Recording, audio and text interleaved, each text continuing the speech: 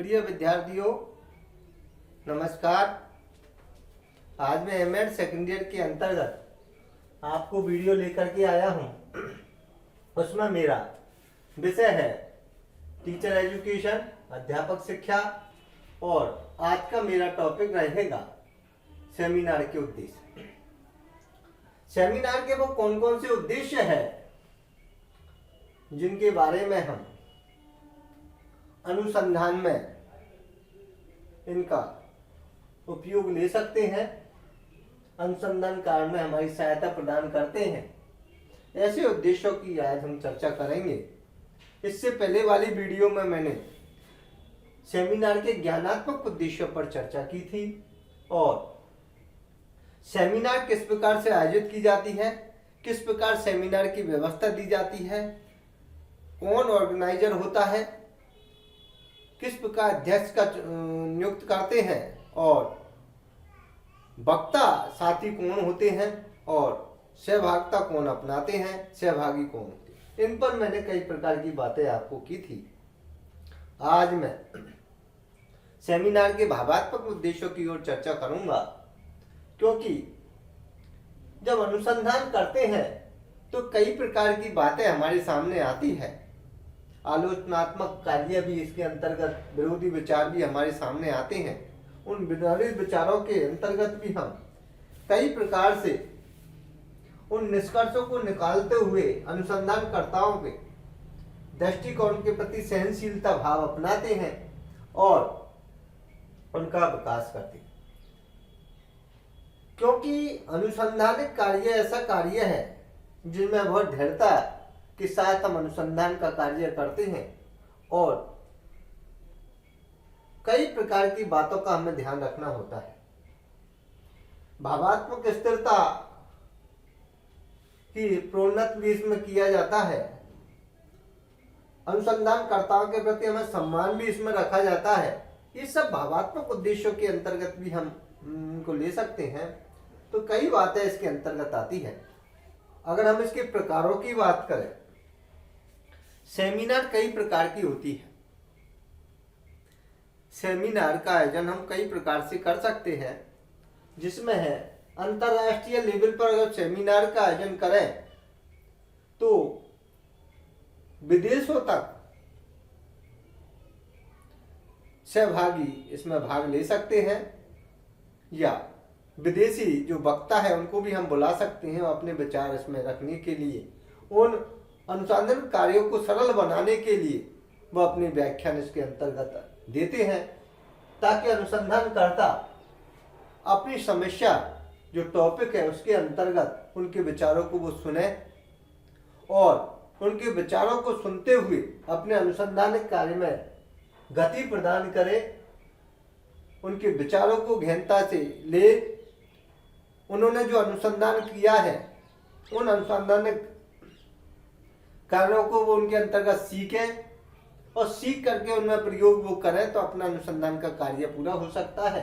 ये देश विदेश के अंतर्गत अंतर्राष्ट्रीय सेमिनार का आयोजन किया जाता है। विदेशी मेहमानों को भी इसमें बुलाया जाता है, सहभागिता अपनाई जाती है और अनुसंधानकर्ता जो प्रशिक्षणार्थी है वो भी इसमें जो विदेशी है वो भाग ले सकते हैं। ये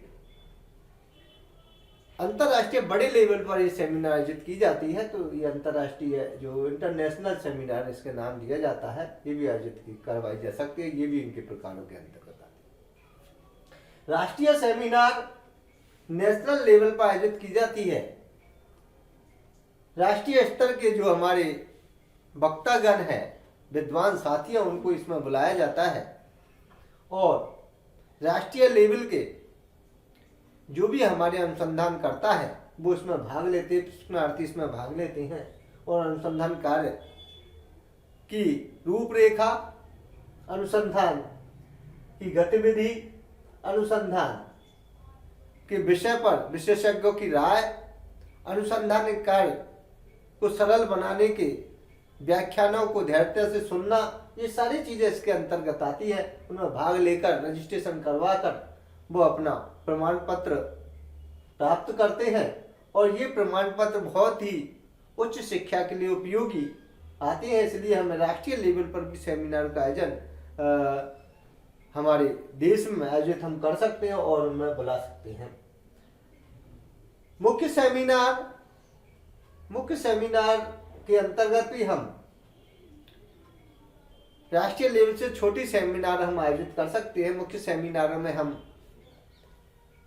हमारे जो स्थानीय, हमारे जो आसपास के विद्वान साथी हैं या उस विषय विशेषज्ञ होते हैं उनको बुला करके हम अपने राज्य लेवल पर भी इसका आयोजन कर सकते हैं। तो मुख्य सेमिनार में हम कई प्रकार के विषय विशेषज्ञों को, जिसमें सब्जेक्ट के हिसाब से, टॉपिक के हिसाब से वो अपने व्याख्यान देते हैं और अपने व्याख्यान का प्रस्तुतिकरण करते हुए अनुसंधानकर्ता को बहुत सा लाभ उनके द्वारा मिलता है। अपना पेपर प्रेजेंटेशन वो करते हैं ताकि उसमें कई प्रकार की बातें निकल करके आते, उनका निष्कर्ष निकाला जाता है। ये मुख्य सेमिनार के अंतर्गत भी हम आयोजित कर सकते हैं। लघु सेमिनार के अंतर्गत भी हम छोटी सेमिनार का आयोजन कर सकते हैं, जिसमें हम कक्षा में या स्थानीय लेवल पर छोटे रूप में हम इसका सेमिनार का आयोजन कर सकते हैं, जिसमें स्थानीय विषय विशेषज्ञों को या सहभागी जो हमारे स्थानीय हैं उनमें वो भाग ले सकते हैं और इसका आयोजन कर सकते हैं, ताकि इनकी गतिविधियों को किस प्रकार से संचालन किया जाए, इनको सिखाया, प्रशिक्षणार्थी को हम सिखा सकते हैं। तो ये लघु सेमिनार के रूप में आयोजित करता है। तो कई प्रकार के अगर सेमिनारों के प्रकारों की बात करें तो मैंने सेमिनार के प्रकारों के बारे में बात की, जिसमें अंतर्राष्ट्रीय लेवल पर सेमिनार का आयोजन किया जा सकता है, राष्ट्रीय लेवल पर सेमिनार का आयोजन किया जा सकता है, मुख्य सेमिनार का और लघु सेमिनार का आयोजन इसमें अंतर्गत किया जा सकता है। तो ये सेमिनार कई प्रकार की हम इसमें भाग ले सकते हैं। तो ये भी एक प्रकार के अंतर्गत हमारी बातें आती है। अगर हम बात करें सेमिनार के भावात्मक उद्देश्यों की, तो सेमिनार के भावात्मक उद्देश्यों के अंतर्गत हम कई बातों का ध्यान रखना अति आवश्यक हो जाता है। वो भावात्मक उद्देश्य कौन कौन से होते हैं, इससे पहले मैंने ज्ञानात्मक उद्देश्यों पर आपको चर्चा की थी। कोटा विश्वविद्यालय कोटा के अंतर्गत जो आपका सिलेबस बनाया हुआ है, उसमें विषय वस्तु में सेमिनार भी विषय वस्तु में दी गई है। मैं एक एक टॉपिक सिलेबस के अनुसार ही लेकर के आ रहा हूँ। आशा नहीं, पूर्ण विश्वास है कि आप मेरी बताई विषय वस्तु को आप गहनता पूर्वक सुनेंगे और देखेंगे तो आपको कई प्रकार से लाभ होगा और अच्छे अंकों से आप उत्तीर्ण होंगे, ऐसी आशा मैं रखता हूं। आप इस वीडियो को ठीक प्रकार से देखें और सुने, क्योंकि एक एक टॉपिक मैं क्लियर करते हुए मैं वीडियो को लेकर के आपको आ रहा हूं, क्योंकि मुख्य चीजें हमें वीडियो के अंतर्गत देनी होती है। वो वीडियो में मुख्य चीजें मैं देता हूं आपको, आपके लिए बहुत लाभप्रद रहेगी। इसलिए सेमिनार के उद्देश्यों की अगर चर्चा करें, भावात्मक उद्देश्यों की, तो अन्य अनुसंधानकर्ताओं जो इसमें अनुसंधान कर रहे हैं, विरोधी विचारों और निष्कर्षों के दृष्टिकोणों के प्रति सहनशीलता का विकास किया जाता है। कोई अनुसंधानकर्ता अन्य जो अनुसंधान करता है, वो अनुसंधान कर रहे हैं, उनकी विरोधी विचार भी इसमें अंतर्गत आता है। पक्ष विपक्ष दोनों चलते हैं।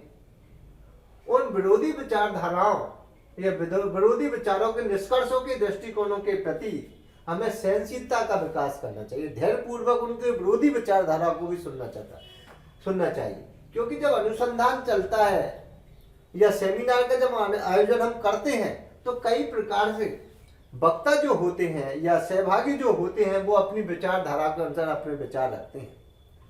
कई के विचार विरोधी विचारधारा भी उनके प्रति हो सकती है, और जब हम निष्कर्ष निकालते हैं तो कई प्रकार के निष्कर्ष निकालते हुए हमारे ऐसे दृष्टिकोण के प्रति हम उनके विचारों को सहनशीलता पूर्वक सुने और गंभीरता से उन पर विचार करें, तो सहनशीलता का विकास भी इसमें विकसित किया जाता है। ये भी एक भावात्मक उद्देश्यों के अंतर्गत आता है, क्योंकि हमें कभी उग्र नहीं होना चाहिए। हर व्यक्ति की हर बात को धैर्यपूर्वक सुनना चाहिए और सुनकर के उनके विचार एवं दृष्टिकोणों के प्रति, जो भी उनके दृष्टिकोण है, उनके प्रति हमें सहनशीलता अपनानी चाहिए। यही अच्छा गुण है। अगर हम अनुसंधान कर रहे हैं, कई प्रकार की हमारी कठिनाई अनुसंधान में आ जाती है, तो हमारे विरोधी विचार भी, अन्य जो अनुसंधान करे उसके विरोधी विचार भी इसमें हो सकते हैं। तो सबको सुनना हमारा कार्य होता है और उन कार्यों पर हमें सम्मान देते हुए सहनशीलता का विकास हमें करना होता है। ये भी कार्य इसके अंतर्गत माना गया है। अन्य अनुसंधानकर्ताओं के शोध परिणामों, उपागमों की प्रशंसा करना, और जो भी अन्य अनुसंधान करता है, जो अनुसंधान कर रहे हैं, उनके शोध परिणाम, जो भी उनके शोध कार्य उन्होंने किया है, उनके परिणाम जो निकल करके आए, निष्कर्ष निकल, उन उपागमों की हमें प्रशंसा करनी चाहिए।